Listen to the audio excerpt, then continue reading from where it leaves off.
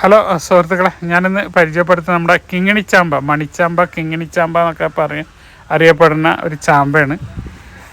തായ്ലൻഡിൻ്റെ ഒരു വെറൈറ്റിയാണിത്. ഇതിൻ്റെ same ditto നമ്മുടെ നാടൻ ചാമ്പ ഉണ്ട്, പനീർ ചാമ്പ എന്നൊക്കെ അറിയപ്പെടുന്ന നാടൻ ചാമ്പ, പിങ്ക് കളറിൽ ചെറിയ പുളിയോട് കൂടിയിട്ടുള്ള മധുരത്തോട് കൂടിയിട്ടുള്ള ചാമ്പ.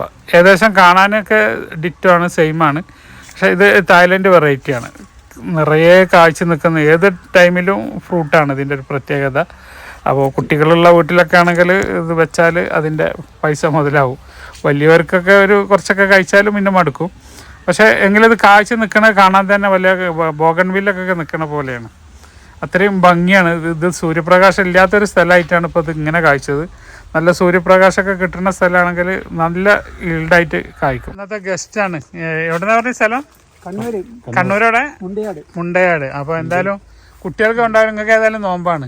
കുറച്ച് കുട്ടികൾക്ക് ഉണ്ടാവും. കുറച്ച് ചാമ്പ പൊട്ടിച്ചോളി. ആ ഒരു കൊല പൊട്ടിച്ചു.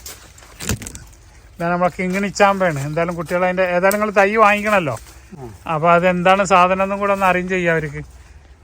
ഓക്കെ, ശരി. നല്ല മധുരമുള്ളൊരു വെറൈറ്റിയാണ്. അപ്പോൾ അവരെ കൊണ്ട് കഴിപ്പിക്കാൻ വയ്യാത്തതുകൊണ്ടാണ്, നോമ്പായതുകൊണ്ടാണ്.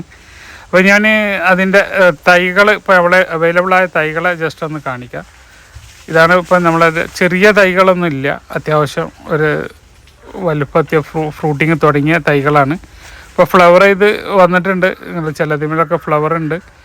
ഇപ്പോൾ മൂപ്പര് കണ്ണൂരിൽ നിന്ന് വന്ന മൂപ്പരുടെ ടൈമിലൊക്കെ ഫ്ലവർ ഉണ്ടായിരുന്നു.